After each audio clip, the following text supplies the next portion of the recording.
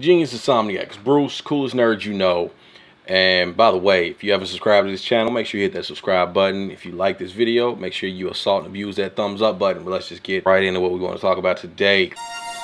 Talks of conspiracy theory cracks me up a lot of times. People get caught up trying to educate each other. How can you educate someone on something that you don't necessarily know is true? The facts that you have can't be backed up 99.9% of the time. The place where you gathered information is not credible 99.9% of the time. Some people say, well, there's so many conspiracies that some of the conspiracies, they must be true. That's just like saying if we have 100 celebrities that we name and say that they're secretly gay and not telling the public, or that they have gonorrhea, you know what? It's probably true with some of them. That doesn't mean anything. That doesn't say anything. People need to stop educating their peers with conspiracy theories.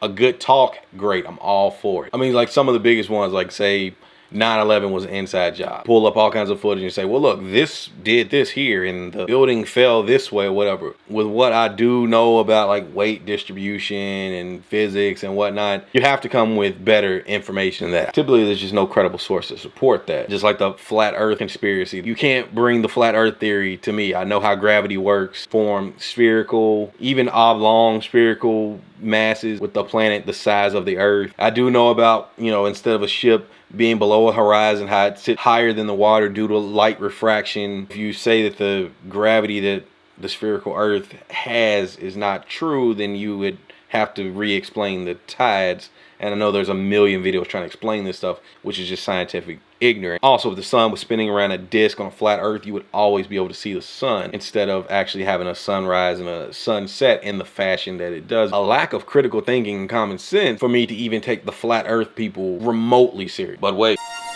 What about New World Order and vaccines and population control? Population control that I would love for them to adopt. Some people to never reproduce and keep polluting our genetic pool. Darwinism at play. Now, there's some truth to the New World Order to some extent. The thing about it is things like that are speculative. There's really no credible defectors of these conspiracies. The only people that claim they know what they're talking about is people you see on PBS or a show that comes on after Ancient Aliens. It's usually delivered by some guy who has expert written on the screen, and you believe he's an expert in whatever he's talking about, even though you don't know this guy's name. You've never heard him before because it says expert and some college you've never heard of as well, or that he's the head of some type of institute that you've never heard of. And I guarantee that most people don't use the information at their fingertips. You don't even go Google and look these people up. Look, just because the guy's lower third, watch this. I can put these glasses on, give myself this lower third, and I can start telling you. This week, News Corp acquired 3 of the major power companies in Eastern Europe. Social economic experts are predicting that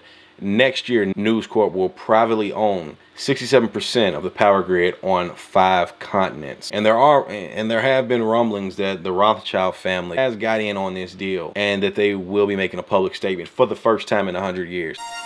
Most of the stuff people talking about is not even a conspiracy in the first place. Some guy in his armchair threw some idea out there and some people ran with it. No one needs to actually try to defend their position because the accusations are rooted in absurdity most of the time. Some conspiracies are true and they come out to be true. And nerdy geeks tend to do nerdy geek shit. So Oxford, so Dr. Grimes, you can go look the guy up, came up with an equation that shows that large-scale conspiracies usually reveal themselves over time. His equation even shows that depending on how many people are involved in the conspiracy, how much time passes, the rate of failure in which that conspiracy will be uncovered. He did base this off some real data. He applied his equation to the moon landing hoax. A lot of people don't think that it's possible to go to the moon and that we never did it. Is it true that some of the Apollo missions were fake? Absolutely, it's true. That was to try to bankrupt other countries really in this situation. Russia trying to outdo us with moon exploration and moon landings. So yeah, some of the Apollo missions were fake. Yes, we did go to the moon. And based on the equation